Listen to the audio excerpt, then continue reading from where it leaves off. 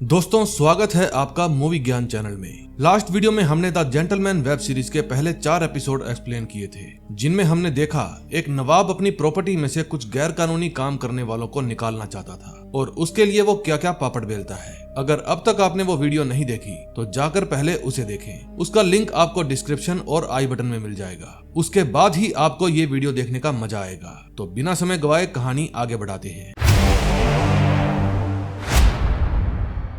5th episode में हमने देखा सूजी जेल में अपने बाप से मिलने जाती है। रिसेप्शन पर उसको बताया जाता है कि तुम्हारे पिता अपने कबूतरों के साथ है। फिर वो अपने पिता से मिलने जाती है। वो अपने पिता को बताती है कि एडवर्ड को लगता है उसने जो हमारी 2 फार्म्स की डील करवाई है उसके कारण वो हमसे छुटकारा पा सकता है। उसके पिता कहते हैं इस धंधे में आने के बाद कोई भी निकल नहीं सकता, उसको काबू में करो वरना इस साल के अंत तक मैं उसकी गर्दन उड़ा दूंगा। फिर सूजी उससे मिलने के लिए उसके घर जाती है और कहती है मुझे तुम्हारी हेल्प की जरूरत है। एडवर्ड कहता है मैं तुम्हारी एक और बार हेल्प करने के लिए तैयार हूँ, तुमसे पीछा जो छुड़वाना है। फिर सूजी बताती है कि हम हर साल जीब्रोंग की पोर्ट से 80 मिलियन का माल ट्रांसपोर्ट करते हैं। हम पहले माल उगाते हैं फिर उसको एक्सपोर्ट करते हैं। इसलिए अब दिक्कत ये आ गई कि बेल्जियम की पुलिस ने हमारा सारा माल सीज कर दिया। हमारे लाखों करोड़ों रुपए का माल फंस गया है। उस पोर्ट का इंचार्ज है फ्लोरियन दी ग्रूट, जो कि बहुत सनकी है। उसको लाने के लिए मैंने अपने 2 आदमी कीट और ब्लैंकेट को भेजा है। तुम बस उसके इरादे जानने में हमारी हेल्प करो। फिर जब वे ग्रूट को अपने पास बुला लेते हैं तो वो बताता है कि माल एक खाने वाले अनेक। अगर तुम अपने माल का आना जाना बनाए रखना चाहती हो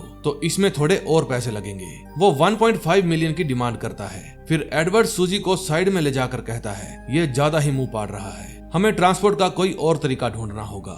अगर अब हम इसकी शर्तों को मान गए तो ये दोबारा मुंह पाड़ेगा। फिर सूजी ग्रूट को कहती है मैं जानती हूँ ऐसे धंधे करने के लिए कईयों के हाथ गर्म करने पड़ते हैं, लेकिन तुम औकात से ज्यादा ही मांग रहे हो। तभी वहाँ की लाइट चली जाती है। बाहर कुछ लोग उनके जनरेटर्स को अपनी कार के साथ बांधकर वहाँ से ले जाने लगते हैं। ग्रूट कहता है तुम अपनी बचकानी हरकतों से मुझे डराना चाहती हो। फिर वे ग्रूट को बांध देते हैं। बाहर एक कार तो जनरेटर लेकर चली जाती है, लेकिन दूसरी कार कीचड़ में फंस जाती है। फिर एडवर्ड ब्लैंकेट के साथ बाहर देखने जाता है। जब दूसरी कार भी वहां से जाने लगती है तो ब्लैंकेट उस पर गोली चलाता है। उस गोली की आवाज जेफ सुन लेता है। फिर वो चौकन्ना हो जाता है। एडवर्ड और ब्लैंकेट कार में उनका पीछा करते हैं। तभी दूसरी कार के आगे एक बड़ी सी कार आकर रुकती है। फिर उसमें से जेफ बाहर निकलता है। वो देखता है उस गाड़ी को छोटा सा बच्चा चला रहा था। फिर वो गाड़ी को बंद कर देता है। फिर एडवर्ड वहां आता है और देखकर कहता है बस यही दिन देखना बाकी रह गया था। ये चोर ब्लैंकेट के हाथ में गन देखकर सीना चोरी कर रहे थे। फिर एडवर्ड उसको वापस भेज देता है।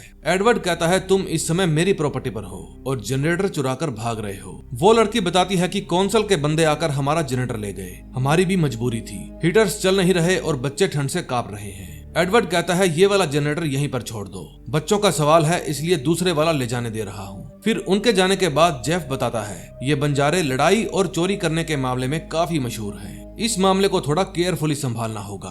फिर जब एडवर्ड सूजी के पास जाता है तो सूजी कहती है हमें ये पता लगाना होगा कि उन लोगों ने और क्या क्या देखा। फिर नेक्स्ट डे वे उन बंजारों से मिलने जाते हैं। एक आदमी उनसे पूछता है कौन हो तुम।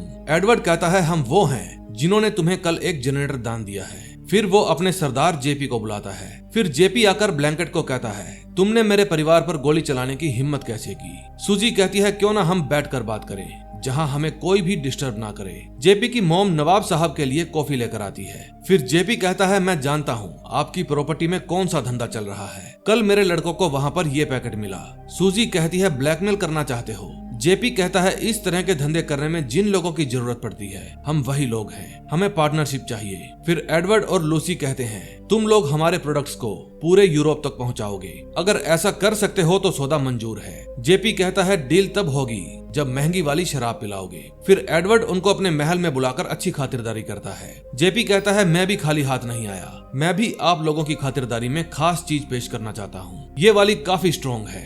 इतने में वहाँ पर फ्रेडी भी आ जाता है, उसे भी ये ड्रिंक करने का मौका मिल जाता है। अगले दिन सुबह उन बंजारों की टोली महल के सामने बसेरा डाल देती है। एडवर्ड की मॉम पूछती है क्या तुम बताओगे ये लोग कौन हैं और यहाँ क्या करने आए हैं। एडवर्ड कहता है शायद मैंने नशे में इन लोगों को यहाँ पर मेहमान बनने का न्योता दे दिया। फिर सूजी जेपी से पूछती है तुम मुझे ये बताओ कि माल डिलीवर कैसे करोगे। जेपी कहता है जब ईश्वर साथ है तो डरने की क्या बात है। फिर वे उन मूर्तियों के अंदर माल को छुपाते हैं और माल को डिलीवर करने के लिए निकल पड़ते हैं। इस काम में उनको खूब मजा आ रहा था। ये हर रोज कहीं ना कहीं माल डिलीवर करने जाते थे। एडवर्ड और सूजी को भी इस काम में मजा आ रहा था। इस काम में खतरा जरूर था, लेकिन इससे बेहतर कुछ और नहीं हो सकता था। फिर जब एडवर्ड फ्रेडी के पास बैठा था तो वो फ्रेडी को बताता है कि ये लोग कॉन्ट्रैक्ट को आगे बढ़ाना चाहते हैं, लेकिन मैंने मना कर दिया। एडी कहता है भाई तुम अच्छा काम कर रहे हो, कॉन्ट्रैक्ट आगे क्यों नहीं बढ़ाते। एडवर्ड कहता है अगर पकड़े गए तो 14 साल के लिए अंदर जाएंगे। अगले सीन में हम ग्रूट को देखते हैं। तभी उसके पास एक ब्लैक कलर की कार आकर रुकती है। उसमें जो भी बैठा था ग्रूट उसे बताता है कि उनकी सारी शिपमेंट रुक गई है। अब ग्रूट किसके कहने पर यह काम कर रहा था ये आपको आगे पता चलेगा। तभी जब एडवर्ड अपने फार्म पर आता है तो सूजी उसको बताती है कि यहाँ 4 मिलियन पाउंड कैश पड़ा था जिसको किसी ने चोरी कर लिया है। जिमी इशारा करके बताता है कि वे लोग सीसीटीवी भी उखाड़ कर ले गए। कीथ कहता है कि कल रात जब मैं फार्म पर लौटा तो मैंने गेट पर जेपी को खड़े देखा था। वो घबराया हुआ और परेशान लग रहा था। फिर मुझे देखकर अचानक से वो चला गया। फिर एडवर्ड उससे बात करने के लिए जाता है। जेपी कहता है तुम्हें मुझ पर शक है, बेहतर होगा एक बार जाकर अपने लोगों से पूछो। एडवर्ड पूछता है तुमने वो पैसे चुराए या नहीं। फिर जेपी वैन से बाहर चला जाता है। अगले दिन सुबह जब एडवर्ड महल से बाहर आता है तो देखता है वहाँ पर कोई भी बंजारा नहीं था। सूजी कहती है अपने आदमियों को इकट्ठा करो, उन लोगों को ढूंढना ही होगा। तभी वहाँ एडवर्ड आता है। वो सूजी से पूछता है कि अगर मुसाफिरों पर इल्जाम लगे और हम अपना डिस्ट्रीब्यूशन नेटवर्क खो दें तो इससे किसको फायदा होगा। सूजी कहती है फ्लोरियन डी ग्रूट को। एडवर्ड कहता है वो यूरोप में बैठकर यहाँ खेल खेल रहा है, उसका कोई तो खास आदमी है जो हमारे बीच है। अब की बार सूजी और एडवर्ड ग्रूट से मिलने जाते हैं। ग्रूट कहता है मैं जानता था तुम दोनों मुझसे मिलने जरूर आओगे, क्या तुम लोगों को हमारी शर्तें मंजूर हैं? एडवर्ड कहता है हमारे पास जो है वो उससे भी ज्यादा कीमती है। फिर वो उसके सामने एक एंटीडोट रख देता है और कहता है ये उसी जहर का है जो तुमने अभी अभी खा लिया। अभी तुम्हारा दिल तेजी से धड़कना शुरू हो जाएगा और 5 मिनट बाद तुम्हारे अंग काम करना बंद कर देंगे। फिर तुम रेस्टोरेंट की जमीन पर सांस लेने को तड़पोगे। तुम्हारी जगह पर मैं होता तो ये एंटीडोट ले लेता। तभी उसकी हालत खराब होना शुरू हो जाती है। फिर वो उनको उसका नाम लिख कर देता है जो सूजी की टीम में था। फिर वो एडवर्ड से एंटीडोट लेकर पी जाता है। सूजी कहती है अगर कोई होशियारी की तो नेक्स्ट टाइम एंटीडोट नहीं मिलेगा। फिर घर जाकर सूजी एडवर्ड को कहती है मैंने उस पर भरोसा किया था लेकिन उसने मेरी पीठ में छुरा घोंप दिया। एडवर्ड कहता है एक आदमी है जो तुम्हारी इस काम में हेल्प करेगा, लेकिन उसको मनाना पड़ेगा। फिर वो जेपी के पास जाता है। जेपी के लोग एडवर्ड से नाराज थे। जेपी पूछता है यहाँ क्या करने आए हो? एडवर्ड कहता है चीजों को ठीक करने आया हूँ। फिर जेपी उसके मुंह पर एक घूसा देता है। एडवर्ड कहता है इतना तो बनता ही है। फिर एडवर्ड कीथ और ब्लैंकेट को लेकर जंगल में जाता है क्योंकि कीथ ही वो आदमी था जिसने वहाँ चोरी करवाई और इल्जाम जेपी पर डाल दिया। तभी वहाँ पर जेपी आ जाता है और उस गंजे को कहता है हमारे साथ चल। फिर वे उसे जंगल में लेकर जाते हैं। ब्लैंकेट गाड़ी के पास ही खड़ा रहता है। फिर जंगल के अंदर जाकर जेपी कहता है मेरी तरफ देख। कीथ कहता है बॉबी ग्लास तुम सबको मरवा डालेगा, मैंने उसके लिए बहुत लोगों को दफनाया है, तुम सब मरोगे, तुम में से कोई भी नहीं बचेगा। बॉबी ग्लास के साथ जिसका भी नाम जुड़ता है उसका अंत इसी तरह होता है, चाहे मेरा ही देख लो। उसने जैथरो को भी मरवा डाला। ये बात सुनकर एडवर्ड चौंक जाता है। कीथ कहता है उसने जैथरो को मरवाकर नदी में फेंक दिया, तुम लोग खुद को ही धोखा दे रहे हो। तभी जेपी उसको ठोक देता है। गोली की आवाज सुनकर ब्लैंकेट रोने लगता है क्योंकि कीथ उसका बचपन का दोस्त था। फिर एडवर्ड लूसी को फोन करके कहता है काम हो गया। 6th एपिसोड में हम देखते हैं एडवर्ड जेफ के घर जाता है। एडवर्ड कहता है मुझे ग्लास फैमिली से खतरा महसूस हो रहा है, मुझे लगता है वो मुझे भी मरवा सकते हैं। जेफ कहता है अब आपको सब्र से काम लेना चाहिए और जिस तरह अब तक आप उनकी हेल्प करते आए हैं आगे भी करते रहिए और खुद को हर अंजाम के लिए तैयार रखिए।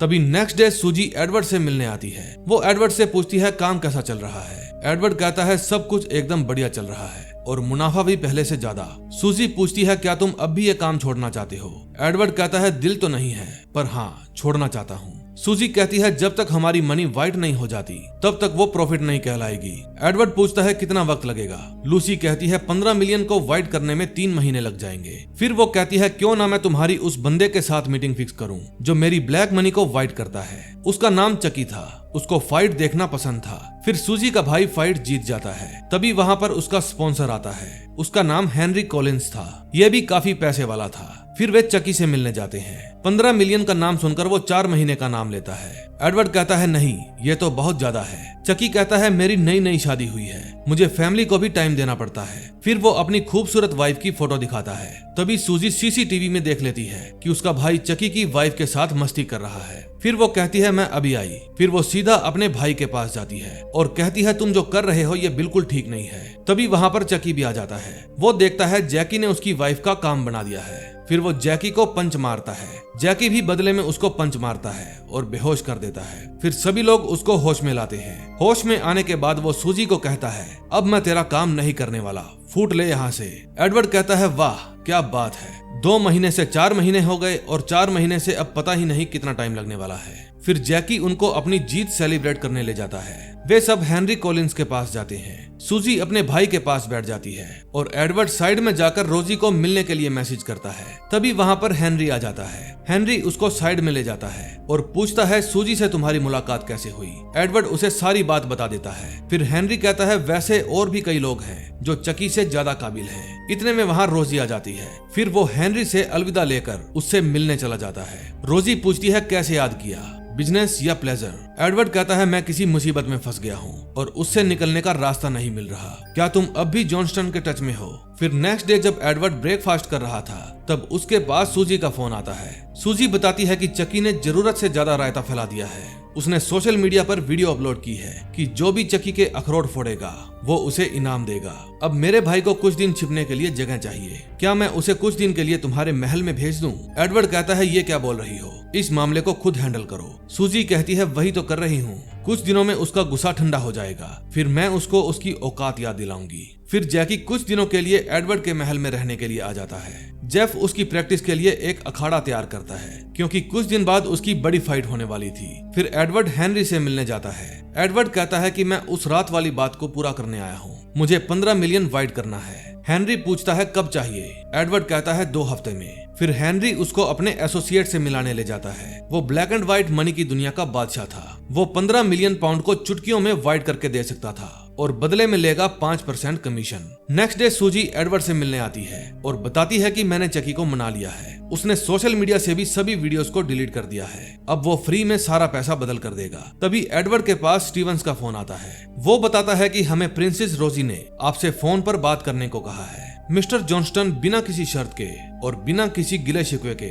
आपका काम करने को तैयार है। फिर एडवर्ड 15 मिलियन लेकर चकी के पास जाता है। चकी कहता है लास्ट मीटिंग में तुमने मेरे ऊपर बिल्कुल भी भरोसा नहीं किया, उस समय तुम मुझे ऐसे घूर रहा था जैसे मैं कोई छपरी हूँ। एडवर्ड कहता है देखो मुझे कोई बहस नहीं करनी, तुम प्लीज जल्दी से मेरा ये काम खत्म कर दो। चकी कहता है तेरे को क्या जल्दी है, सूजी ने कहा है जितना टाइम लेना है लो, 2, 4, 5, 6 महीने जितने भी। तभी चकी का आदमी एडवर्ड के लिए नॉन वेज डिश लेकर आता है और खाने को बोलता है, लेकिन एडवर्ड उन दोनों को पीटने लगता है और कहता है मैं ये नहीं खाऊंगा। फिर वो 15 मिलियन लेकर हेनरी के पास जाता है और कहता है लग जाओ काम पर। फिर वो सूजी के पास जाता है और बताता है कि मैं ये डील चकी की बजाय हेनरी से करना चाहता हूँ। सूजी कहती है तुम यूं ही बिना बताए इतने बड़े फैसले नहीं ले सकते। एडवर्ड कहता है सीधी सी बात है, तुम और तुम्हारे डैड मुझे इस बिजनेस से निकलने देना ही नहीं चाहते। अगर ऐसी बात नहीं है तो तुम मुझे एक डेट बताओ जिस दिन तुम मेरी प्रॉपर्टी को खाली करोगी। सूजी कहती है 15 मिलियन वाइट होने के बाद। फिर एडवर्ड पूछता है जेथरो कहाँ है। सूजी कहती है उसको इसलिए मारना पड़ा ताकि तुम्हें और तुम्हारे नशेड़ी भाई को गोस्पल से बचा सकूं, क्योंकि वो उसे दुनिया के किसी भी कोने में ढूंढ लेता। एडवर्ड कहता है मेरा और मेरी फैमिली का पीछा कब छोड़ोगी। सूजी कहती है कभी भी नहीं। एडवर्ड कहता है मैं अपनी फैमिली के लिए कुछ भी कर सकता हूँ। सूजी कहती है मैं भी तुम्हें बर्बाद कर दूंगी। आज रात को फाइट होने वाली थी, इसलिए सूजी तैयार होकर फाइट देखने के लिए जाती है। दूसरी तरफ एडवर्ड स्टेनली से मिलने जाता है। एडवर्ड कहता है मेरी प्रॉपर्टी में कुछ लोग काबू से बाहर हो गए हैं, मुझे आपकी थोड़ी हेल्प चाहिए होगी। स्टेनली कहता है फिर तो आपको थोड़ी कीमत भी चुकानी होगी। दूसरी तरफ फ्रेडी सूजी के पास जाता है और कहता है मैं बिल्कुल भी नहीं चाहता तुम हमारी प्रॉपर्टी छोड़ कर जाओ। फिर वो इनडायरेक्टली कहता है मैं नहीं चाहता मेरे भाई को कुछ भी हो, लेकिन अगर उसे कुछ हो जाता है तो सारी प्रॉपर्टी मेरी हो जाएगी। ये बात सूजी को बिल्कुल भी अच्छी नहीं लगती, इसलिए वो उसे कहती है कि पीछे रिंग में मेरा भाई है और मैं उसके लिए कुछ भी कर सकती हूँ, तुम्हें भी अपने भाई के बारे में यही बात सोचनी चाहिए। दूसरी तरफ एडवर्ड की मीटिंग भी पूरी हो जाती है। एडवर्ड कहता है ये काम बिना किसी खून खराबे के हो जाए तो बेस्ट है। मिस्टर स्टेनली कहते हैं ये मेरा वादा है, ग्लास फैमिली को कुछ भी नहीं होगा। दूसरी तरफ हेनरी किसी से बात कर रहा था। कि आप इशारा इशारा कीजिए, मैं पासा फेंक दूंगा। तभी वो पहलवान आता है जिसके साथ जैकी की फाइट होने वाली थी। उसको देखकर सूजी जैकी से पूछती है, क्या तुम श्योर हो इसे हरा दोगे? जैकी कहता है, ये तो सिर्फ नाम का ही पहलवान है, मैं इसको आराम से हरा दूंगा। तभी हेनरी सूजी को बुलाने के लिए एक आदमी को भेजता है। फिर जब सूजी हेनरी के पास जाती है तो हेनरी कहता है, वैसे तो मुझे तुम्हारा भाई पसंद है, लेकिन आज वो किसी समझौते की बलि चढ़ने वाला है। सूजी कहती है, सीधा मुद्दे पर आओ। हेनरी कहता है, 15 मिलियन तुम्हारे सिर्फ एक फार्म की 1 महीने की कमाई है। अगर 14 फार्म और मिला लिया जाए तो 1 साल की कमाई बनती है 2.5 बिलियन पाउंड। सूजी कहती है, हमें कोई पार्टनर और इन्वेस्टर नहीं चाहिए। हेनरी कहता है, मेरा इरादा इन्वेस्ट करने का नहीं, कब्जा करने का है। बेहतर यही होगा कि तुम अभी इसी वक्त अपना बिजनेस मेरे हवाले कर दो, वरना एक जंग की शुरुआत होगी और सबसे पहले निशाना बनेगा तुम्हारा भाई। मैं उसे जान से नहीं मरवाऊंगा, बल्कि अधमरा कर दूंगा। सूजी कहती है, भाड़ में जाओ। हेनरी कहता है, रिंग में जो पहलवान है वो बहुत ही खास किस्म का रेसलर है। वो अक्सर पैसों के लिए हारने को तैयार रहता है। उसने अब तक 30 में से 3 फाइट जीती हैं और 27 फाइट जानबूझकर हारा है। तुम रेफरी से भी कोई उम्मीद मत रखना, वो भी मेरे इशारे पर काम करता है। सूजी कहती है, तुम मुझे हल्के में लेने की गलती कर रहे हो। तुम ये ऑफर देने में लेट हो गए। जंग की शुरुआत तो हो चुकी है। तुम्हारे पास मुट्ठी भर लोग हैं, मेरे पास पूरी फौज है। तुम्हारे पास ना ही ताकत है और ना ही इतनी दौलत कि तुम मेरे सामने टिक पाओ। सूजी की बात खत्म होते ही वो पहलवान सूजी के भाई जैकी को चारों खाने चित कर देता है और ये सच में बहुत बुरा हुआ था। फिर सूजी जैकी को हॉस्पिटल लेकर जाती है। अब 7वें एपिसोड में देखते हैं क्या होगा। 7th एपिसोड में हम देखते हैं एडवर्ड सूजी के पास कॉल करता है, लेकिन वो उसका कॉल अटेंड नहीं करती क्योंकि वो गुस्से में थी, बहुत ज्यादा गुस्से में। फिर एडवर्ड जिमी से पूछता है वहाँ क्या हुआ था। जिमी बताता है उस पहलवान ने जैकी को खूब पीटा और मार मार कर अधमरा कर दिया। उस वक्त लूसी मैडम गुस्से में थी और गालियां दे रही थी। एडवर्ड पूछता है वो फार्म आई या नहीं। जिमी कहता है नहीं, शायद वो घर पर होंगी। एडवर्ड पूछता है उसका घर कहाँ है। जिमी कहता है उनका घर किसी को नहीं पता, वो सीक्रेट है। एडवर्ड कहता है मैं जानता हूँ, तुम्हें उसका एड्रेस पता है। फिर सूजी के घर की बेल बजती है। वो गन लेकर देखने जाती है कि कौन आया है। वो एडवर्ड से पूछती है यहाँ का पता कैसे मिला। एडवर्ड कहता है जैकी का सुन के अफसोस हुआ, इसमें मेरा कोई हाथ नहीं है। सूजी कहती है मेरा भाई मौत के मुंह में जाते जाते बचा है, वो भी सिर्फ तुम्हारे कारण। एडवर्ड कहता है कि मैं हेनरी को ढूंढने में तुम्हारी हेल्प करूंगा। सूजी कहती है मुझे तुम्हारी हेल्प नहीं चाहिए, तुम जा सकते हो। फिर सूजी ब्लैंकेट को अपने साथ लेती है और कहती है सिर्फ 3 टारगेट हैं, गलती नहीं होनी चाहिए। फिर सबसे पहले वो रेफरी को मरवाती है जो अपने घर के बाहर अपनी साइकिल ठीक कर रहा था। फिर वो उस पहलवान को मरवाती है जिसने उसके भाई की कुटाई की थी। फिर वो हेनरी का पता पूछने के लिए उसके अकाउंटेंट के पास जाती है और उसके पाँव में 2 गोलियां मरवाती है, लेकिन उसको भी नहीं पता था कि हेनरी कहाँ है। फिर जब वो अपने पिता के पास जाती है तो उसके पिता उसको खूब डांटते हैं और कहते हैं तुम्हारी इस बेवकूफी के कारण हेनरी चौकन्ना हो गया है, ये तुम्हारा काम नहीं है, ये काम तुम मुझ पर छोड़ दो। अब तुम घर जाओ, कुछ खाओ पियो और सो जाओ। तभी एडवर्ड मिस्टर जॉनस्टन से मिलने जाता है। वो किसी कारणवश आ नहीं पाए, इसलिए वे स्टीवंस को भेजते हैं। एडवर्ड कहता है लास्ट मीटिंग के बाद सिचुएशन कुछ इस तरह बदल गई कि मैं ग्लास फैमिली के पीठ पीछे ये डील नहीं कर सकता। स्टीवंस कहता है आपका ग्लास फैमिली के बारे में फिक्र करना काबिले तारीफ है हुजूर। हमारे पास एक ऐसा प्रपोजल है जिसके कारण किसी को भी नुकसान नहीं होगा, सिर्फ फायदा ही होगा। आप अपना महल बेचना नहीं चाहते, लेकिन आपके ही जैसे 13 और महल हैं। अगर आप उनके मालिकों के नाम हमें बता दें तो बहुत मेहरबानी होगी। मिस्टर जॉनस्टन आपको एक लिस्ट के बदले ग्लास फैमिली से छुटकारा दिला देंगे। नेक्स्ट सीन में हम देखते हैं एडवर्ड की बहन चकल्स महल वापस आ जाती है। इस समय वो प्रेग्नेंट हो गई थी। जेफ उसको देखकर कहता है आपको देखकर आपकी मॉम के खुशी के आंसू निकल आएंगे। फिर उसको देखकर उसकी माँ बहुत खुश होती है। फिर जब फ्रेडी उसे देखता है तो कहता है ये क्या बकवास है, इसका बाप कौन है, चलो जो भी हो मुझे क्या करना। फिर वहाँ एडवर्ड आता है और कहता है तुम तो छुपी रुस्तम निकली, कांग्रेचुलेशंस। फिर वो अपनी मॉम से पूछता है मुझे उन महलों की लिस्ट चाहिए जो अपने ही जैसे हैं। उसकी मॉम कहती है मुझे नहीं पता, कई साल पहले एक पार्टी में तुम्हारे डैड के साथ 11 और नवाब थे। एडवर्ड पूछता है वो पार्टी कहाँ थी। उसकी माँ बताती है फेरिंगबर्न में। फ्रेडी कहता है मैं डैड के साथ वहाँ गया था। एडवर्ड कहता है फ्रेडी अगर तुम्हारे पास उनका नंबर है तो कॉल करो। फिर वे उस बूढ़े अंकल के पास कॉल करते हैं, लेकिन वो फोन पिक नहीं करते। वहाँ एक रूम में कुछ गुंडे जुआ भी खेल रहे थे। एडवर्ड फ्रेडी को लेकर फेरिंगबर्न में जाता है। उस महल की हालत खस्ता थी। फिर वे अंदर जाकर उस अंकल को आवाज देते हैं। तभी वहाँ अंकल आते हैं। वो फ्रेडी को पहचान लेते हैं। फ्रेडी एडवर्ड का परिचय देते हुए कहता है, यही है नए नवाब। फिर फ्रेडी उनसे पूछता है कि वहाँ कुछ लड़के बैठे हैं, वे कौन हैं? टिप्सी अंकल कहते हैं, मेरी ग्लास फैमिली के साथ थोड़ी अनबन हो गई थी, उन्होंने मेरा कॉन्ट्रैक्ट रिन्यू नहीं किया, उनसे बचने के लिए ही मुझे ये लोग रखने पड़े। फिर एडवर्ड पूछता है, एक बार मेरे फादर ने यहाँ पर एक पार्टी अटेंड की थी जिसमें आपके और उनके अलावा 12 और नवाब थे, क्या आप उनके नाम बता सकते हैं? टिप्सी एडवर्ड को एक डायरी देता है जिसमें सबके नाम और कॉन्टैक्ट्स लिखे हुए थे। तभी वहाँ वही लफंगे आ जाते हैं और पूछते हैं, मेहमान किससे पूछ के बुलाए हैं बुड्ढे? फिर वो एडवर्ड को कहता है, ये अपन की डायरी है, अपन इस घर के सारे सामान का ख्याल रखता है, अगर तुझे ये डायरी चाहिए तो बदले में अपनी घड़ी दे दे। फ्रेडी कहता है, भाई तू घड़ी दे दे। वो गुंडा कहता है, तू कब से चपड़ चपड़ कर रहा है, चल तू अपनी पैंट उतार। एडवर्ड कहता है, तुम्हें घड़ी चाहिए ले लो,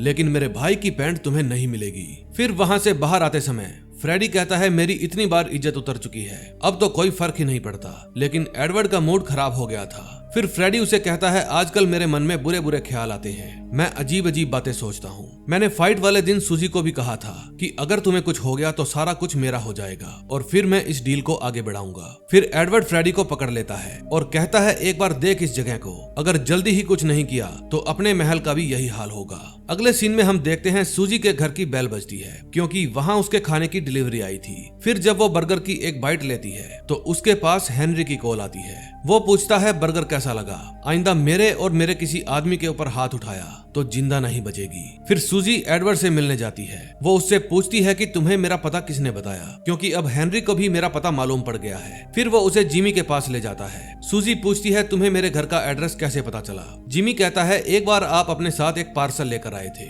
उसके ऊपर आपके घर का एड्रेस लिखा हुआ था। एडवर्ड पूछता है, इसका एड्रेस और किसको पता है? जिमी कहता है, आपको वो लड़की याद है जिस पर आपको शक था कि उसी ने वैन चुराई है, लेकिन उसने वैन नहीं चुराई थी, शायद मैंने उसी को बताया था, वो आपके भाई के लिए फूल भेजने वाली थी। एडवर्ड कहता है, अब तुम उसे फोन करके वहीं बुलाओगे जहां तुम उससे अक्सर मिलते हो। फिर जिमी उस लड़की को वहां पर बुला लेता है। उसके आते ही सब लोग उसको घेर लेते हैं। सूजी उसको गन पॉइंट पर लेकर कहती है, हेनरी कहाँ है? गैब्रिएला कहती है, मुझे नहीं पता वो कौन है, मुझे तो स्टैनली जॉनस्टन ने हायर किया था, उन्होंने ही आपकी वैन भी चोरी करवाई थी और उसमें आग लगा दी। उनको आपका माल नहीं चाहिए था, बल्कि वो तो आपका बिजनेस खराब करना चाहते थे, उन्होंने ही आपके माल का ट्रांसपोर्ट रुकवाया। वो तुम लोगों को तोड़ने के लिए चाल पर चाल चलता रहा और तुम लोगों ने उसकी हर चाल को फेल कर दिया। फिर शायद उसी ने ही हेनरी कॉलिंस को हायर किया होगा जिसने आपके भाई का बुरा हाल कर दिया। जॉनस्टन को हर हालत में तुम्हारा बिजनेस चाहिए, अब वो अपना मकसद पूरा किए बिना नहीं रुकेगा। फिर सूजी उसको कहती है, जानती हो मैंने तुम्हारा भेजा क्यों नहीं उड़ाया, क्योंकि अब से तुम मेरे लिए काम करोगी। फिर नेक्स्ट डे एडवर्ड स्टीवन से मिलता है और उसको एक लेटर देते हुए कहता है, ये मेरे घर के साथ साथ इस बात की भी गारंटी है कि आप लोग मेरे परिवार वालों से दूर रहेंगे। स्टीवंस कहता है, यही तो हमारी डील थी। फिर वो हेनरी के पास कॉल करता है और कहता है, हमें जो चाहिए था वो मिल गया, अब तुम जो चाहो वो कर सकते हो। हेनरी कहता है, तो चलो मामला खत्म करते हैं। उस समय सूजी अपने भाई के साथ हॉस्पिटल में बैठी थी। फिर वो ब्लैंकेट को कहती है, दुश्मन को मिटाने का समय आ गया है। तभी एडवर्ड बॉबी क्लास से मिलने के लिए जेल में जाता है और कहता है, आपके बेटे के साथ जो भी हुआ उसमें मेरा हाथ नहीं है, मुझे इस दलदल से निकलना था, इसीलिए मैं मिस्टर हेनरी और मिस्टर जॉनसन के पास गया। जॉनस्टन को उन नवाबों की लिस्ट चाहिए थी जिनकी प्रॉपर्टी पर आपने अड्डे खोल रखे हैं। बॉबी कहता है, तुमने मेरी पीठ पर 2 बार छुरा घोंपा है। दूसरी तरफ हेनरी अपने बॉडीगार्ड के साथ हॉस्पिटल जाता है। जब वो जैकी के रूम में जाता है तो देखता है वहाँ पर जैकी है ही नहीं। सूजी ने उसके लिए ट्रैप बिछा रखा था। फिर ब्लैंकेट उन पर गोलियां चलाता है। वो उसके बॉडीगार्ड को मार देता है। एक गोली हेनरी के पैर में लग जाती है। हेनरी कहता है, सिर में गोली मारो। सूजी कहती है, तुम तो अभी मिसाल बनोगे उन लोगों के लिए जिन्होंने मेरे बिजनेस के ऊपर बुरी नजर डाली। हेनरी कहता है, मिस्टर जॉनस्टन उसे फिर भी पालेंगे क्योंकि तुम्हारा वो नवाब उसका प्यादा है, वो शुरू से ही तुम्हें धोखा दे रहा है। तभी सूजी गोस्पेल के पास कॉल करती है और कहती है कि मुर्गे की कॉस्ट्यूम पहने उस फ्रेडी ने ही तुम्हारे भाई का भेजा उड़ाया था। अब लास्ट एपिसोड में देखते हैं क्या होगा। लास्ट एपिसोड में हम देखते हैं स्टेनली अपने लिए एक नया सूट बनवा रहा था क्योंकि उसको पहनने के लिए खास मौका जल्द ही आने वाला था। दूसरी तरफ गोस्पेल अपने आदमियों को लेकर एडवर्ड की प्रॉपर्टी में घुस जाता है और वहां गाड़ी रोककर सबको प्लान समझाने लगता है। उनको ऐसा करते हुए जेफ देख लेता है और फोन करके एडवर्ड को बता देता है। एडवर्ड कहता है वहीं रुको, मैं अभी आया। फिर जब एडवर्ड वहां आता है तो जेफ बताता है पिछले 20 मिनट से ये लोग इसी तरह से प्रार्थना कर रहे हैं। फिर एडवर्ड फ्रेडी के पास फोन करता है और कहता है सभी को कहो घर के अंदर ही रहे। फिर एडवर्ड जेफ के साथ उसके घर जाता है हथियार लेने के लिए। तभी गोस्पेल महल के सामने पहुंच जाता है। फ्रेडी अपनी मॉम को कहता है शायद इसको पता चल गया है कि मैंने ही इसके भाई को मारा था। तभी गोस्पेल फ्रेडी को फोन करके कहता है तुम बाहर आओगे या मैं अंदर आऊं। दूसरी तरफ बॉबी अपनी बेटी सूजी के पास कॉल करता है और एडवर्ड के साथ अपने पास आने को कहता है। सूजी कहती है वो धोखेबाज है। टॉमी कहता है पिछले 24 घंटे में क्या क्या हुआ तुम्हें कुछ नहीं पता, तुमने जो भी गलती की उसको सुधारो, नवाब साहब नाराज नहीं होने चाहिए। फिर सूजी एडवर्ड के पास कॉल करती है। एडवर्ड बताता है कि गोस्पेल आया है। सूजी कहती है मैं अभी मदद भेज रही हूँ। फिर वो जिमी को फोन करके कहती है कि मैं कुछ आदमियों को भेज रही हूँ, उनको महल तक पहुँचाना है। फिर एडवर्ड गोस्पेल से बात करता है कि मेरी प्रॉपर्टी से बाहर निकल जाओ। गोस्पेल कहता है तुम्हारे पास 5 मिनट का समय है। फिर एडवर्ड महल के सभी खिड़की दरवाजे बंद करवा देता है। फ्रेडी कहता है ये सब मेरी वजह से हुआ है, मैं प्रायश्चित करने जा रहा हूँ। फिर सब लोग उसको रोकते हैं। एडवर्ड कहता है तुम में कुछ खामियां जरूर हैं, लेकिन हम सब तुमसे प्यार करते हैं। फिर एडवर्ड की मॉम सभी को बेसमेंट में ले जाने लगती है। तभी वहां पर जेफ कुछ और बंदूकें लेकर आ जाता है और पूछता है प्लान क्या है। एडवर्ड कहता है मदद के लिए लोग आ रहे हैं। तभी जिमी 2 आदमियों को लेकर वहां आ जाता है और अंदर जाकर वे सब लोग अपनी पोजीशन ले लेते हैं। तभी गोस्पेल का फोन बजता है और फिर एडवर्ड जंग की शुरुआत करता है और पहली गोली चला देता है। फिर जब वे बाहर जाकर देखते हैं तो वहां पर ना ही गोस्पेल था और ना ही उसके आदमी। फिर एडवर्ड और सूजी बॉबी क्लास से मिलने जाते हैं। बॉबी बताता है कि सदियों से ही ये कबूतर संदेश पहुंचाने का सही जरिया रहे हैं। बहादुरी, वफादारी और ईमानदारी ये कबूतरों की खासियत है। तुम दोनों बीती बातें भूल जाओ। आज सुबह की तरह मैं हर रोज तुम्हारे झगड़ों को सुलझाने नहीं बैठूंगा। मैंने ही गोस्पेल को उसके नुकसान की भरपाई पूरी करने को कहा और एडवर्ड तुम्हें मेरी भरपाई पूरी करनी होगी। बॉबी कहता है मैंने अपनी सिचुएशन पर गौर किया है और इस नतीजे पर पहुंचा हूँ कि मुझे मेरा बिजनेस बेच देना चाहिए। धंधा उसी का होगा जो ऊंची बोली लगाएगा। बोली स्टार्ट होगी 150 मिलियन पाउंड से और सारी बिड इसी वीकेंड तक आ जानी चाहिए। एडवर्ड तुम ध्यान रखोगे कि इस नीलामी में सूजी को बेहतर से बेहतर डील मिलनी चाहिए। फिर वे दोनों अपने साथ कबूतरों को लेकर वहां से चले जाते हैं। एडवर्ड कहता है तुमने उनको रोका क्यों नहीं। सूजी कहती है मैं उनकी एम्प्लॉय हूँ, उन्होंने फैसला कर लिया है तो उनकी बात मानकर इस झमेले को खत्म करते हैं। फिर वे स्टेनली जॉनसन के पास जाते हैं। सूजी कहती है तुमने मेरे भाई के ऊपर हाथ डालकर गलती कर दी। जॉनस्टन कहता है तुमने भी तो मेरा शुरुआती ऑफर रिजेक्ट करके गलत किया था। फिर मुझे अपनी ताकत दिखाना जरूरी लगा। मिस ग्लास शायद आप ये जानती नहीं कि आपके साथी ने आपके बाकी के 12 फार्म्स का भी पता हमें दे दिया है। एडवर्ड कहता है ये आपका वहम है, वो लिस्ट फेक थी। उन नंबर्स पर जब आप लोगों ने कॉल किए तो वे सभी कॉल्स मेरी फैमिली वालों ने ही अटेंड किए थे। आप बस हमारे धोखे का शिकार हुए हैं मिस्टर जॉनस्टन। हमारे बीच इतना सब कुछ हो जाने के बाद भी मिस्टर बॉबी आपको अपना बिजनेस बेचने को तैयार है। बस आपकी बोली बढ़िया होनी चाहिए। फिर वे उसी कार शोरूम वाली लेडी के पास जाते हैं और उसको बॉबी क्लास का बिजनेस टेक ओवर करने के लिए बढ़िया बोली लगाने को कहती है। वो कहती है मैं इस धंधे में आना ही नहीं चाहती। फिर वे दोनों उसको समझाते हैं कि तुम्हें जमा जमाया बिजनेस मिल रहा है जो कि यूरोप तक फैला हुआ है। फिर वे फ्रेडी के बचपन के दोस्त पीट के पास जाते हैं और उसे उसके रशियन दोस्त से बोली लगवाने के लिए कहते हैं। बोली लगाने का तरीका पुराना था। उनको अपनी बोली एक पर्ची में लिखकर कबूतर के साथ बांधकर उसे उड़ाना था, जो खुद ब खुद बॉबी क्लास के पास पहुंच जाते। फिर वहां से निकलकर सूजी एडवर्ड को कहती है फाइनली हमारे रास्ते अलग अलग हो ही गए, तुम्हारे साथ काम करके मजा आया। जब एडवर्ड अपने घर जाता है तो उसकी माँ बताती है कि तुम्हारा भाई फ्रेडी एक कबूतर के साथ खेल रहा है। फिर एडवर्ड फ्रेडी के पास जाता है। फ्रेडी कहता है मैं भी बोली लगाना चाहता हूँ। एडवर्ड कहता है हमारे पास ना तो इतने रुपए हैं और ना ही हम इस काम के लिए बने हैं। फ्रेडी उदास हो जाता है और कहता है कि मैं चाहे इस काम के लिए नहीं बना, लेकिन तुम इसी काम के लिए बने हो भाई, डील हाथ से जानी नहीं चाहिए। फिर एडवर्ड इस बात पर विचार करता है। फिर वो अपने वकील को बुलाता है और कहता है हमारे लिए एक एग्रीमेंट तैयार करो। हमारे साथ काम करने वालों को हम बांध कर तो नहीं रख सकते, लेकिन फिर भी उनके लिए कुछ शर्तें तो होनी ही चाहिए। अब उसका प्लान था कि वो 12 नवाबों को 10-10% लगाने के लिए मनाएगा। फिर वो जेपी को भी पार्टनरशिप ऑफर करेगा। वकील कहता है आप फिर भी इतनी बड़ी अमाउंट जुटा नहीं पाएंगे। इन सब से आप ज्यादा से ज्यादा 25 मिलियन जुटा पाएंगे और 10 मिलियन का लोन आपको अपनी मॉम से मिल जाएगा। उसकी मॉम कहती है तुम एक बार सूजी से बात क्यों नहीं करते, वो कई सालों से इस धंधे में है और इस धंधे को खूब अच्छे से चलाना जानती है। एडवर्ड कहता है मॉम उसको इसमें कोई दिलचस्पी नहीं है। फिर वो हेनरी से मिलने जाता है। गोली खाने के बाद हेनरी का मिस्टर जॉनस्टन के साथ संबंध टूट गया था। फिर हेनरी पूछता है प्लान क्या है। तभी एडवर्ड की मॉम हॉस्पिटल में जैकी से मिलने जाती है। सूजी भी उस वक्त वहीं पर थी। वो सूजी को कहती है तुम अपने डैड की बात मत सुनो, वरना आने वाले समय में तुम्हारे पास सिर्फ पछतावा रह जाएगा। एडवर्ड हेनरी को बताता है कि मैं नवाबों के साथ डील करूंगा, मेरा बंदा जेपी डिस्ट्रीब्यूशन संभालेगा। अगर तुम 15 मिलियन देते हो तो तुम भी मेरे हिस्सेदार बन जाओगे। फिर सूजी एडवर्ड से मिलने आती है। एडवर्ड कहता है अगर कामयाबी चाहिए तो खतरा उठाना जरूरी है। पीढ़ियों से मेरा परिवार यही करता आ रहा है। वो शिकार भी करते थे और शराफत से भी जीते थे।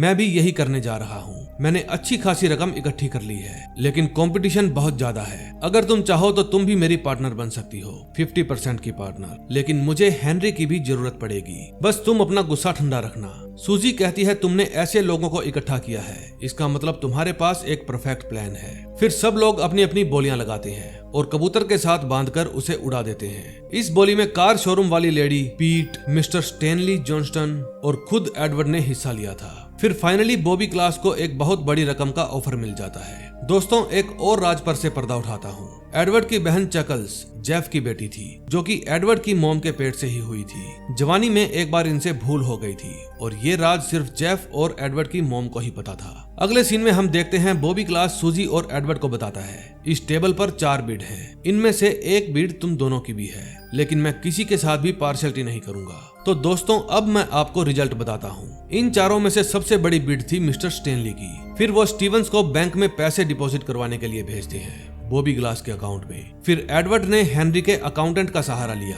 क्योंकि उसको पता था कि मिस्टर स्टेनली का काला चिट्ठा कहाँ मिलेगा। फिर वे उसके सारे टैक्स रिकॉर्ड्स, उसकी सारी फाइल्स गवर्नमेंट के हवाले कर देते हैं। टैक्स में बहुत से घोटालों के इल्जाम में स्टेनली को अरेस्ट कर लिया गया। इसका मतलब अब वो डील पूरी नहीं कर पाएगा।